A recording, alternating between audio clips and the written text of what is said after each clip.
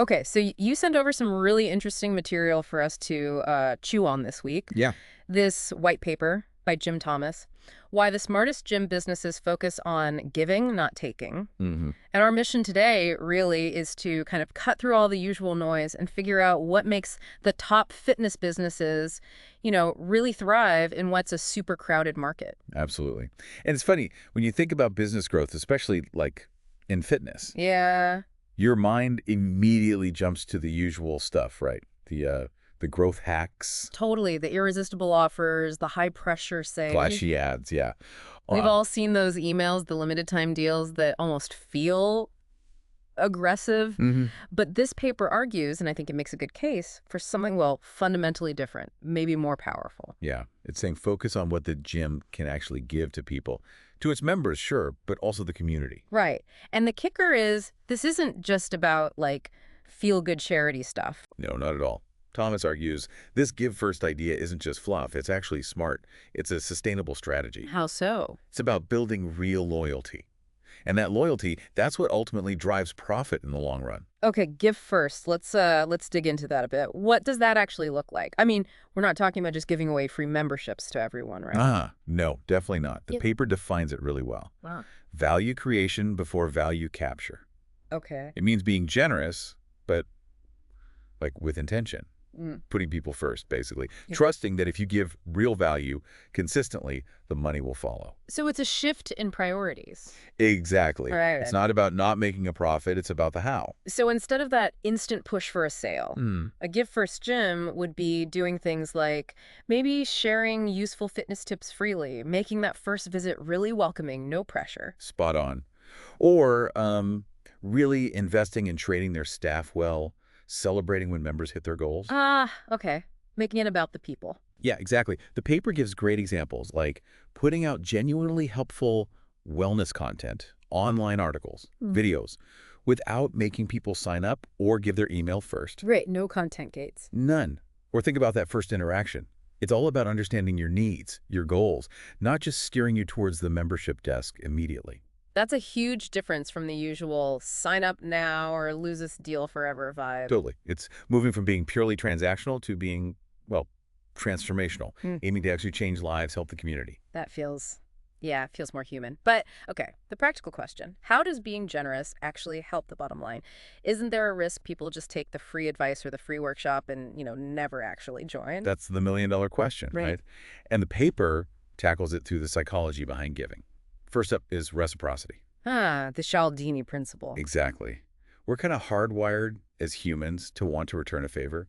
When a gym gives you real value, good advice, a great free class, genuine support, you naturally feel a bit indebted. So you might give back by Yeah. joining. Or telling friends, yeah. Yeah. Leaving a good review online, maybe buying some merch later. It creates this positive loop, Okay, that makes sense. It's not just altruism driving it. not purely. Yeah.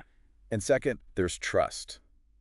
Trust is huge. Especially in fitness, where there's so much noise. Right. When a gym consistently helps you out, no strings obviously attached, you start to trust them way more than the place that's just bombarding you with ads and hard sells. You see them as a reliable resource, not just a sales engine. Exactly.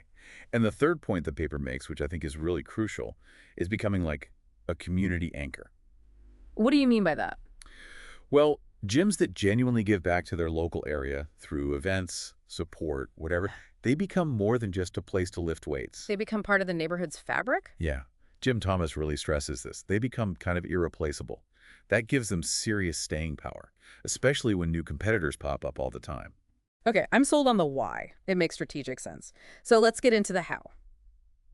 The paper lists 7 specific ways these smart gyms actually do the giving.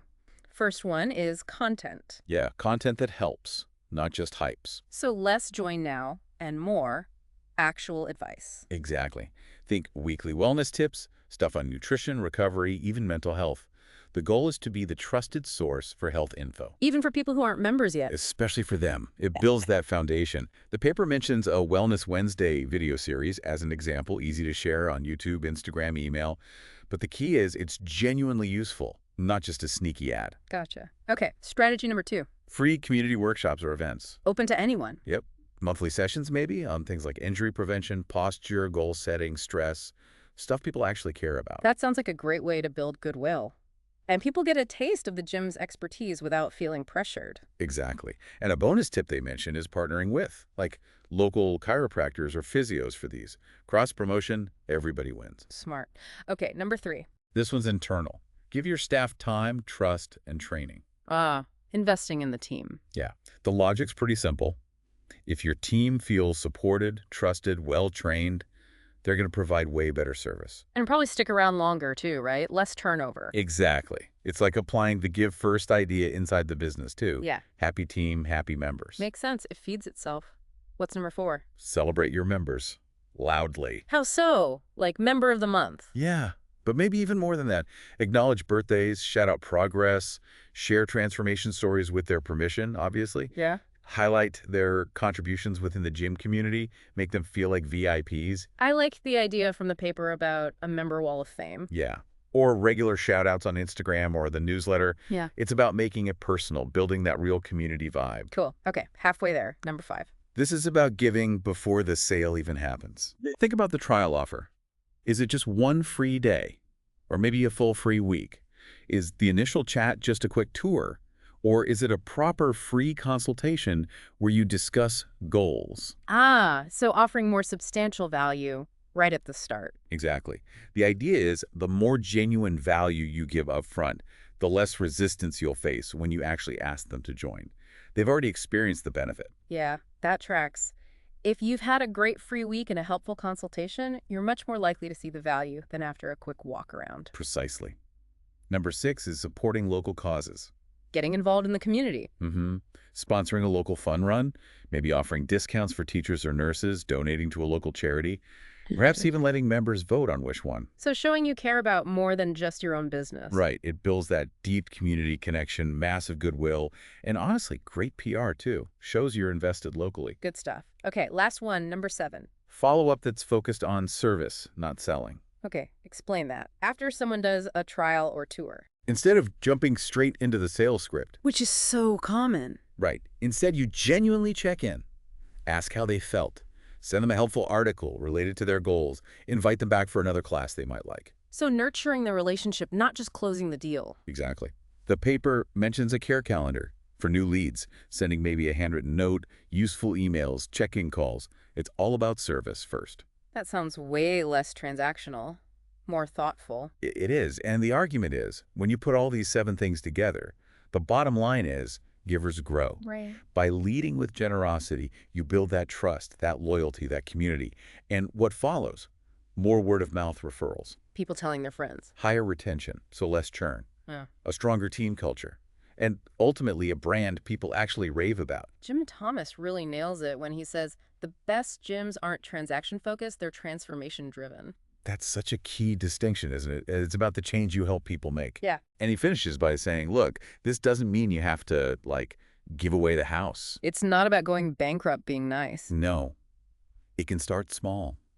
A genuine smile from the front desk, a useful Instagram post, a thoughtful email, recognizing your staff's hard work. Small things that add up. Exactly. They compound over time into serious brand equity. He wraps it up so powerfully, too. Giving is the new marketing. Giving is the new retention strategy. Giving is the difference between being a gym people try and a gym they can't live without. Wow. That hits home. It really does. Well, So I think the big takeaway here is, for gyms that want real lasting success, especially now, this shift is kind of essential. from taking to giving. Yeah. Focusing on generosity, real value, genuine connection. It's not just nice, it's smart. It's how you build something sustainable. It really makes you think, doesn't it? How that whole give first mindset could apply, well, anywhere, not just gyms. Like in our own work or areas we're interested in. What small acts of just service or sharing value could actually build up something big over time? A good question to ponder. And, the white paper sort of hints that figuring out how to actually implement all this, it's a journey. Yeah. And there are definitely resources out there for people who want to explore it more deeply. Right. Something to think about.